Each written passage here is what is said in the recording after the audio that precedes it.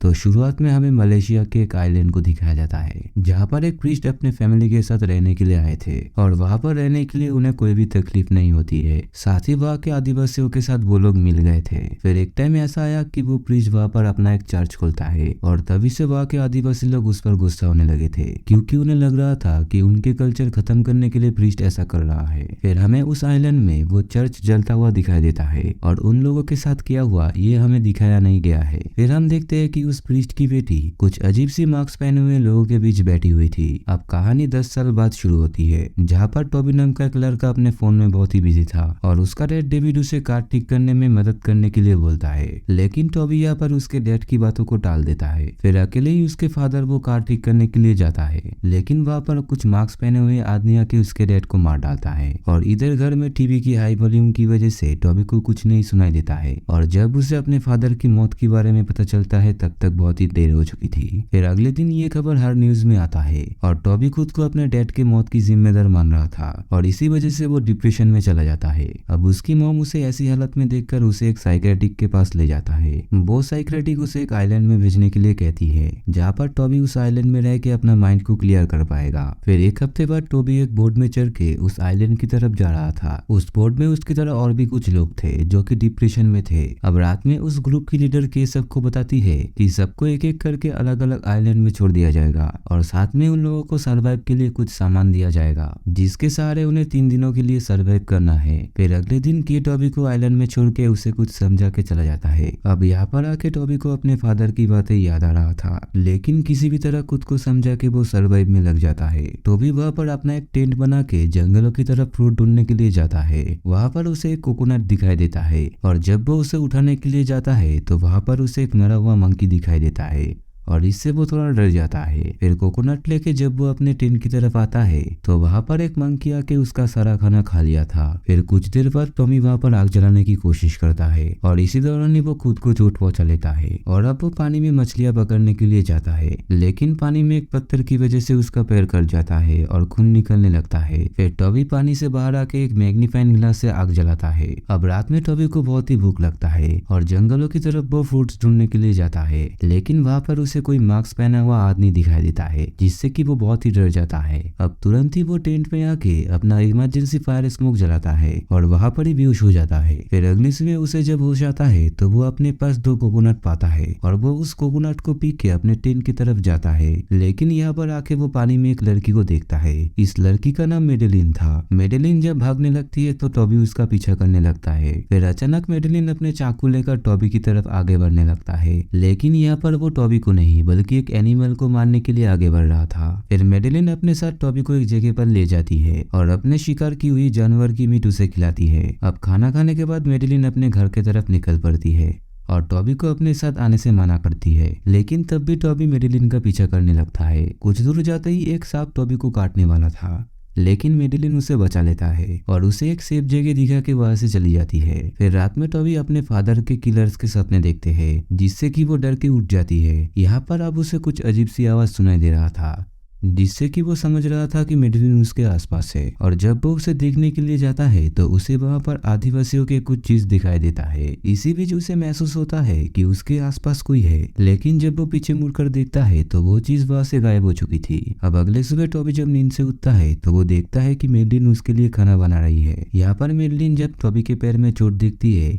तो वो उसे एक प्लांट के पास ले जाती है और उस प्लांट से उसके घाव को ठीक करती है। फिर मेडेलिन यहाँ पर बोलती है कि वो जब छोटी थी तो वो अपने फैमिली के साथ यहाँ पर आई थी, जिसके बाद ही उसके फादर की मौत हो जाती है और तभी से वो और उसकी माँ यहाँ पर रह रही है। अब रात के समय मेडेलिन अपने घर की तरफ जाने लगती है और टॉबी को अपने पीछे आने से मना करती है क्योंकि अगर उसकी माँ टॉबी को देख लेता है तो वो उसको मार डालेगी। फिर अगले दिन मिलूंगा कह के एक पेड़ से बनी अजीब सी रास्ते से वो चली जाती है। अब उसी रात के टॉबी को लेने के लिए उस आइलैंड पर आती है और टॉबी को वहां पर ना मिलने पर वो जंगल की तरफ जाने लगती है और बीच रास्तों में ही उसे नीले आंखों वाला कुछ चीज दिखाई देता है जो कि उसको वहीं पर ही मार डालती है। फिर अगली सुबह टॉबी जब नींद से उठता है तो उसे पानी में केक की बोट उल्टी हुई दिखाई देता है। टॉबी पानी में जाके उस बोट को सीधा करने की कोशिश करता है और तभी उसे केक की लाश दिखाई देता है। अब डर के मारे वो पानी से उतर के जमीन में चला आता है और वहाँ पर उसे एक टॉर्च मिलता है, लेकिन उस टॉर्च में कुछ खरोच के निशान थे। उसी टॉर्च को लेकर टॉबी उसी पेड़ में बने हुए रास्ते में जाता है, जहाँ पर जाने के बाद उसे अजीब अजीब ड्राइंग दिखाई देती है और साथ ही में कुछ अजीब सी आवाज भी सुनाई देती है। यहाँ पर टॉबी के पीछे एक क्रिएचर खड़ा हुआ था,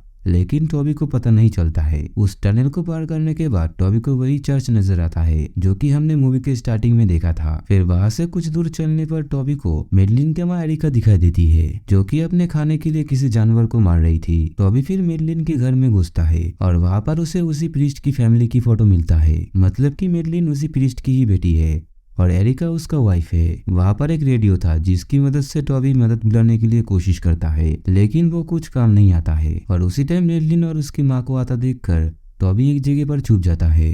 यहाँ पर मेडलिन और उसके माँ के बीच बहुत ही झगड़ा होता है, क्योंकि मेडलिन के माँ नहीं चाहती थी कि वो बाहर जाए। टॉबी इधर एक बेड के नीचे छुपा हुआ था और उसे वहां पर उसी क्रिएचर का मार्क्स दिखाई देता है। फिर एरिका के जाते ही टॉबी मेडलिन के सामने आता है, लेकिन यहाँ पर मेडलिन उससे बीच में मिलने का वादा करके टॉबी को वहां से भेज देता है। अब बीच में आने के बाद टॉबी अपने लिए खाने का इंतजाम करता है और वहां पर दूर पहाड़ों से उसे एक लाइट दिखाई देता है और टॉबी उस लाइट को किसी की जलाई हुई आग समझता है। फिर शाम में जब टॉबी सो रहा था तो उसके पास मेडलिन आता है और टॉबी उसे केक के बारे में बताती है, क्योंकि टॉबी को यहाँ पर शक था कि केक की जान एरिका ने ही ली है। मेडलिन यहाँ पर टॉबी को अपने पास्ट के बारे में बताती है, जहाँ पर वो अपने फैमिली के साथ बहुत ही खुश थी, लेकिन यहाँ पर एक दिन कुछ बहुत ही भयानक हुआ था। मेडलिन को बस इतना याद था कि वो और उसकी माँ खून से सने हुए थे और घर के बाहर लोग चिल्ला रहे थे। एरिका वहाँ पर मेडलिन को घर से बाहर देखने के लिए मना कर रही थी। मेडलिन को लगता था कि उस रात एरिका ने सबको मार डाला था। फिर टॉबी मेडलिन को यहाँ से बाहर की दुनिया में जाने के लिए पूछता है,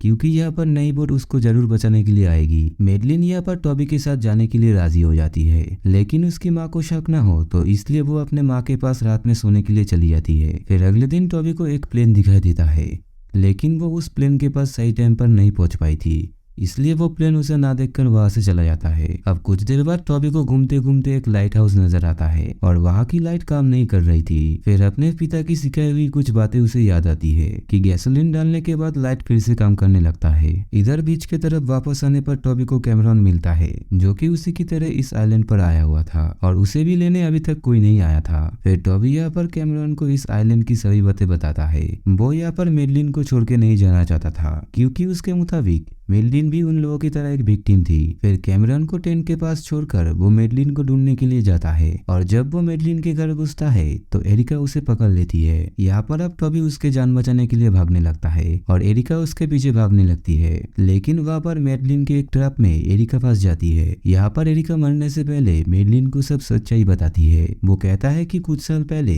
यहाँ के आदिवासियों को भी एक डेमोनिक शक्ति महसूस हुई थी और उन लोगों ने इस बारे में प्रीस्ट को बोला था, लेकिन प्रीस्ट उन लोगों के बातों में विश्वास नहीं किया था। वहाँ के लोग डेमन को शांत करने के लिए कुछ चीजें चढ़ाते थे, लेकिन एक दिन उन चीजों को मेडलिन टच कर लेती है, जिसके बाद वो डेमन उसे पोजेस्ट कर लेता है और वही सिर्फ अपने माँ को छोड़कर वहाँ के सभी को मार डालता है। एरिका यहाँ पर टॉबी को एक पैन देती है, जिसे खा के मेडलिन के अंदर का डेमन कुछ देर तक शांत रहता है और यहाँ पर वो ये भी मना करती है कि टॉबी उसे इस आइलैंड से ना ले जाए और इसके बाद ही एरिका की मौत हो जाती है। इधर कैमरॉन को कुछ अजीब सी आवाज सुनाई देता है और यहाँ पर उसे कुछ इंसानों की हड्डियां भी दिखाई देता है।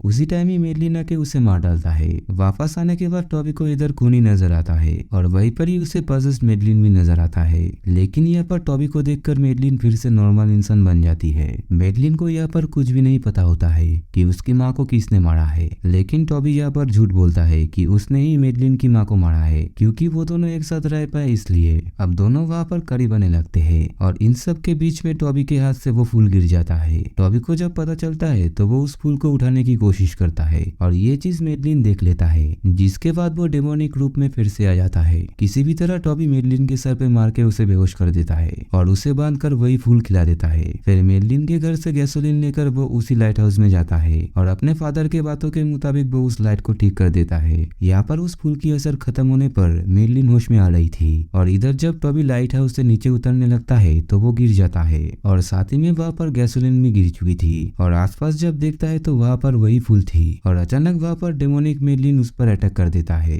किसी तरह यहाँ पर टॉबी उस फूल को तोड़ लेता है, लेकिन वो उसे मेडलिन को नहीं खिला पाती है और उल्टा वो फूल का जूस टॉबी की आंखों में चला जाता है। टॉबी जल्दी से वहाँ पर अपनी आंखों को धोने लगता है और वहाँ पर ही उसे कांच का एक टुकड़ा मिलता है, जिसे कि वो अपने पास ही रख लेता है। दिन के बाद डेमोनिक मेडलिन डरती थी और वो आग और लाइट के बीच नहीं आती थी। अब वहाँ पर टॉबी को छोटी मेडलिन रोती हुई दिखाई देती है और जब वो उसके पास जाने लगता है तो वो लड़की डेमोनिक रूप में आ जाती है। टॉबी फिर उस कांच की मदद से लाइट को मेडलिन के मुंह के ऊपर पॉइंट करता है, जिससे कि मेडलिन वहाँ पर डर जाती है और टॉबी तुरंत ही वहाँ पर आग लगा के बाहर आ जाता है। अब इधर आग की वजह से वो डेमन डर रहा था और मेडलिन के रूप में आकर टॉबी को फंसा रहा था, लेकिन यहाँ पर टॉबी उसके बातों में नहीं आता है और वो उस डोर को बंद कर देता है। फिर दौड़ते हुए बीच में आने के बाद टॉबी को एक बोट नजर आता है और वो तैर के उस बोट की तरफ जाने लगता है, लेकिन वो बोट उस लाइट हाउस के डायरेक्शन को फॉलो कर रही थी। अब यहाँ पर अचानक डेमोनिक मेडलिन आ जाती है और वो टॉबी को मार डालती है। फिर अगली सुबह हम मेडलिन को देखते हैं जो कि उसी बोट में चढ़ के इस आइलैंड से बाहर जा रहे थे। इसका मतलब कि मेडलिन अब बाहर की दुनिया में खतरा बनकर आ रहा है और इसी के साथ ये मूवी यहाँ पर ही एंड होता है।